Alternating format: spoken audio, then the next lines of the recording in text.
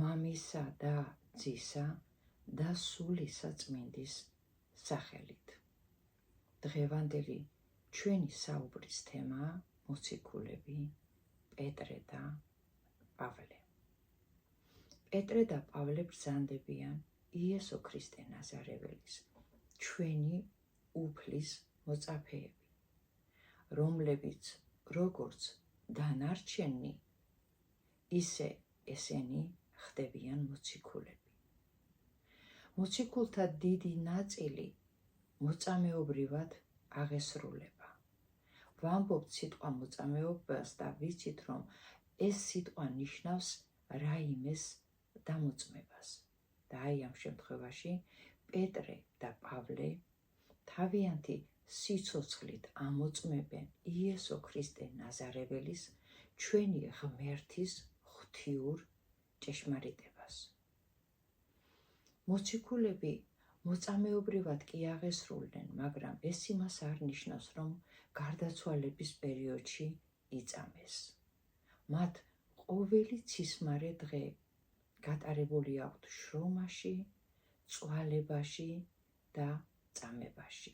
მათ სჭირდებოდათ სულიერი ძალა ვითარცა კლდის მომტვრევისა, ვითარცა მთის დაძვრისა და არა მარტო სულიერი. მოციქულებს სცემდნენ, შოლტავდნენ. პავლე მოციქული ქვებითაც ჩაქოლეს.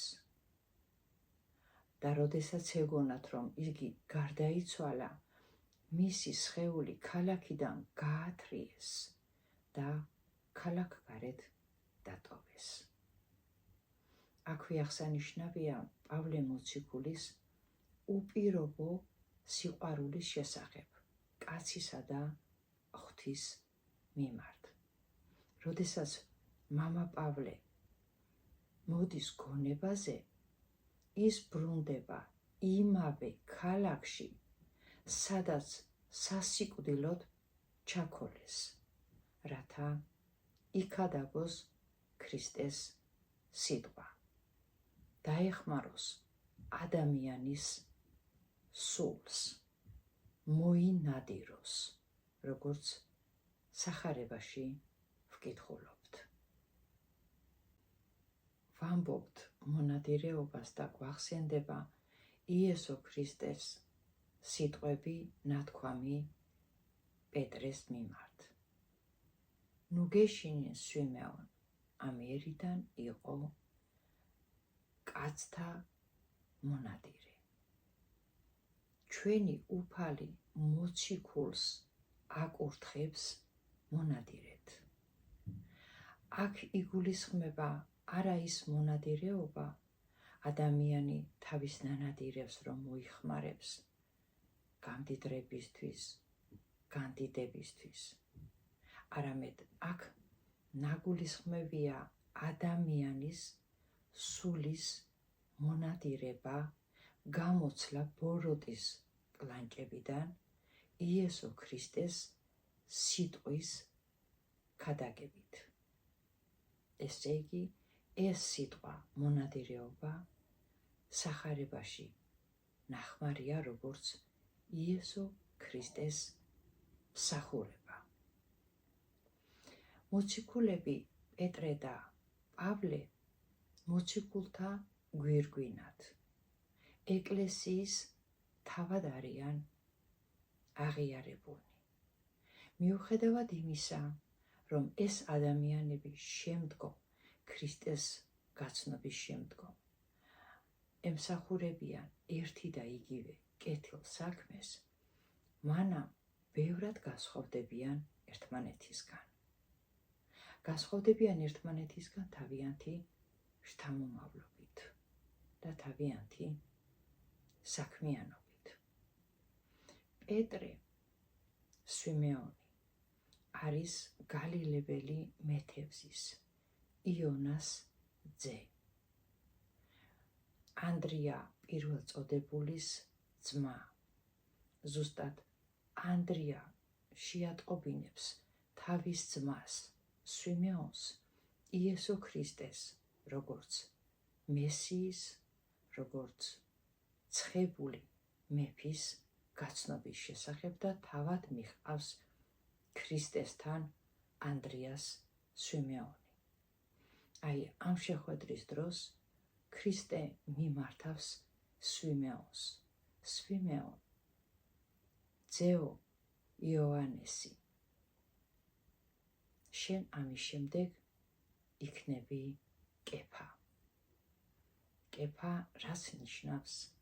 კლდეს. იესო ქრისტე ყველაზე მეტ სასწაულს მოციქულთაგან პეტრეს თანდასწრებით მოახდენს. ერთი სასწაული არის პეტრეს სიდედრის განკურნება. იესო ქრისტე ერთხელ მოწაფეებს ეკითხება თავის შესახებ, თუ რას ფიქრობენ, ვინ არის ის? პეტრე მუნვე პასუხობს, რომ ის არის ქრისტე, ძე ღვთისაცხოველისა. და აი ამ დროს მიმართავს მას ჩვენი უფალი, რომ ნეტარ ხარ, პეტრე, რამე თუ შენ სისხლისგან და ხორცისგან კი არ გეცნობა ჩემი ვინაობა, არამედ მამაჩემა ზეციდან გაცნობა. და მიმართავს, რომ შენ ხარ კლდე, რომელზეც დავაშენებ მეჩებს ეკლესიას, რომელსაც ბჭენი ჯოჯოხეთისანი ვერ შეარყევენ. რაცა დაფარული იქნება ქვეყანასა ზედა, იქნება ფარულ და რაც იქნება გახსნილი ქვეყანასა ზედა, ის გახსნილი იქნება ასევე ცათა სასופეველში. და აი ამის მერე პეტრე მოციქული შეიძლება ითქვას იესო ქრისტეს არმოშორებია. არმოშორებია მაშინაც კი, როდესაც იუდამ გასცა 30 ვერცხლად და უფალი შეიპყრეს. მაშინაც შორიახლო იდგა პეტრე. და აი ეს ის მომენტია, როდესაც პეტრემ სამჯერ უარყო უფალი. უფალი იესო ქრისტეს უარყოფა მოცემული არის სამჯერ სახარებაში და სამივე არის განსხვავებული დატვირთვისა. ერთია იუდასგან გაცემა, ერთი პეტრესგან და ერთი თომასგან. პეტრესი და თომას სინანულის შესახებ ვიცით, რომ ისინი სინანულით განიწმინდნენ, მაგრამ იუდას შესახებ მამის მსგავსი არაფერი ცნობილი არ არის. როგორც ხალხში ამბობენ, მამლის ყივილი და პეტრეს ცრემლის ღვრა ერთიაო. აი ესე გლოვობდა მთელი თავისი სიცოცხლის მანძილზე პეტრე მოციქული. მას ცხოვრების ფონად სინანულის გლოვა ჰქონდა. თვალის ძირები ფორებად ჰქონდა ცრემლისგან დახეთქილი. როგორც წმინდა მამები გადმოგვცემენ, პეტრე მოციქულს არ ჰქონია სული გამყიდული და ამიტომაც იყო სულ სინანულში. და თუ მან უარყო უფალი, ეს ადამიანური სუსტი ბუნების მიმანიშნებელია და მხოლოდ მამა პეტრეს თავისი მოციქულობის და ბნეული ხალხის ქრისტეს გზაზე გადმოყვანის და მათი ქრისტიანულად მონათვლის გამოუტანენ სიკვდილით დასჯის განაჩენს ჯვარზე გაკვეთით. იმის და მიხედვით, რომ ჩვენი უფალი აცვეს ჯვარზე, პეტრე მოციქული ითხოვს ჯვარზე გააკრან და აწამონ ის არა ისე როგორც უფალი, არამედ თავით დაბლა. და ესე თავდაყირა გაკრული პეტრე მოციქული სულის ამოსვლამდე იესო ქრისტეს სიტყვას ქადაგებდა. და 29 ივნის 67 წლის ასაკში ქრისტესთან გადის პეტრე მოციქული ქრისტეზე ქადაგებით. მოციქული სავლე, შემდეგ პავლეთ წოდებული, ბრძანდება ბენიამინის ტომიდან რომის მოქალაქე. როგორც თავში ვთქვით, ეს ორი ადამიანი ერთ საქმეს კი ემსახურა ბოლოს, მაგრამ მეტად განსხვავებული ბუნებით იყვნენ ერთმანეთისგან, შთამომავლობით, ცხოვრების წესით. პეტრე არის მეთევზეს ოჯახში დაბადებული, თავად მეთევზე. პავლე არის განსწავლულ ოჯახში დაბადებული, თავად განსწავლული.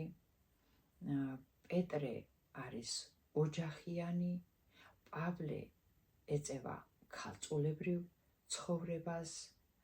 პეტრე როგორცვე იგებს იესო ქრისტეს, როგორც მესიის, როგორც ცხებული მეფის არსებობის შესახებ მას დაემოწაფება, პავლე კი ქრისტიანთა მტერია და იგი ხდება ქრისტიანი, როდესაც თავად უფალი გამოეცხადება ამაღლების შემდეგ. ჩვენ კი ვამბობთ იმას, რომ პავლე მოციქული იყო ქრისტიანთა მტერი, მაგრამ იგი თავის სარწმუნოებას, ის განსწავლული იყო თავის რჯულში და თავის სარწმუნოებას იმდენად გულწრფელად ემსახურებოდა და სჯეროდა როგორც ჭეშმარიტისა, რომ გულმხურვალედ ემსახურებოდა თავის რწმენას და ამიტომ იყო ქრისტიანთა მოწინააღმდეგე. როდესაც სავლე, ვითარ ქრისტიანთა მტერი, მიემგზავრება ქალაქ დამასკოში გადამალული ქრისტიანების საწამებლად გადასაცემად, მას გამოეცხადება უფალი იესო ქრისტე, რომელიც მიმართავს: საულ, საულ, რატომ სდევნი? ამ სიტყვებს ჩვენი წმინდა მამები გვიხსნიან ისე, რომ ქრისტიანთა მადევარი თავად უფლის მადევარია. ამ გამოცხადებისას სავლე დაბრმავდება, რომელსაც შემდგომ თავად იესო ქრისტეს კურთხევის შედეგად იესო ქრისტეს ერთ-ერთი 70-თაგანი მოციქულის სახელად ანანია აუხელს თვალს, დაუბრუნებს სინათლეს. მოციქული ანანია ნათლის სავლეს. სავლეს ბუნება კვდება და მას ცვლის ღვთისმიერი ადამიანის ბუნება, რომლის საშუალებითაც თავად აირჩევს თავის ნათლობის სახელს და დაირქმევს პავლეს, რაც ნიშნავს სიმცირეს.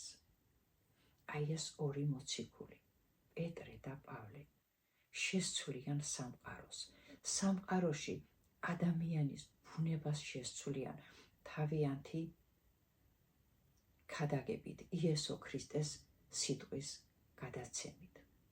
ისინი ქადაგებენ უამრავ ქვეყანაში, ქალაქსა და სოფელში,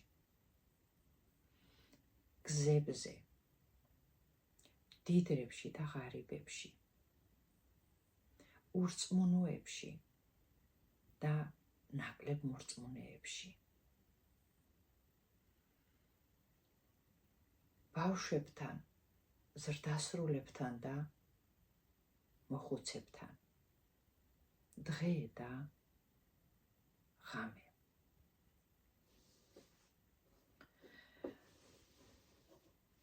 წმინდა მამები აღნიშნავენ იმას, რომ ამ ორ მამას ჰქონდა უდიდესი მადლი. პეტრე სიტყვით და საქმით კურნავდა ხალხს. ხალხი პეტრეს ჩრდილითაც იკურნებოდა. იესო ქრისტე ნაზარეველმა ესეთი რადიკალურად განსხვავებული ხალხი შეკრიბა ერთად სიყვარულით. პეტრესი და პავლეს ეს ერთობა, მათი ცხოვრება ყველა ქრისტიანის მაგალითად იქცა, რომელთაც თავიანთი ღვაწლით, მოსწამეობრივი აღსასრულით გვირგვინი დაედგათ. ადამიანის ცხოვრებაში ყველაზე მძიმე ღალატია, რომელიც გამოწვეულია ან ურწმუნოების გამო, ან რწმენიდან გადახვევის გამო.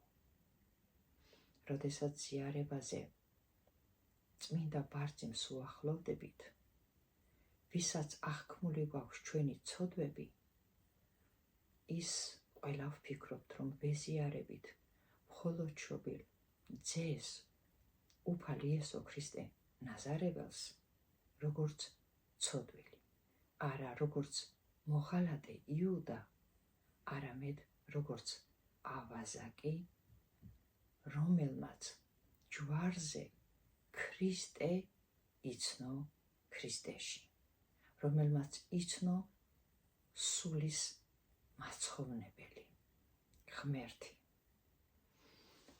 და ყველა ვამბობთ პეტრე სიტყვებს, რომელმაც იესო ქრისტეს უთხრა, რომ მე ვიცი შენ ხარ იესო ქრისტე, ძე ღვთისაცხოველისა.